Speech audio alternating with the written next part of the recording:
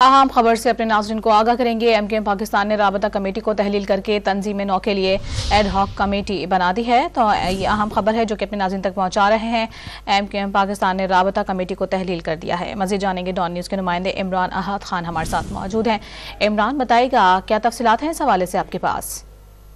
देखिए, बिल्कुल आज मौका 6 मार्च को एमकेएम पाकिस्तान की राबता कमेटी का इजलास मुनक्कद हुआ था।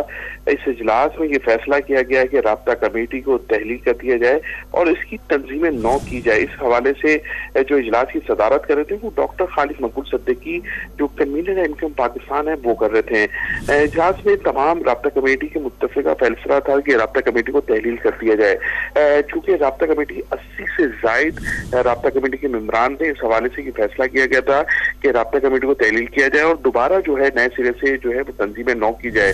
दूसरे मरहले में शोबेजात सूबाई कमेटियां डिस्ट्रिक्ट और टाउन को किया जाएगा, जबकि राबता कमेटी जो है अभी जो तश्कील दी गई है इसमें जो है एड हॉक बेस पे कन्वीनर जो होंगे वो डॉक्टर खालिद मकबूल। राबता कमेटी तहलील करके तंजीम नौ के लिए एड हॉक कमेटी बनाई गई है। इमरान, बहुत शुक्रिया आपका।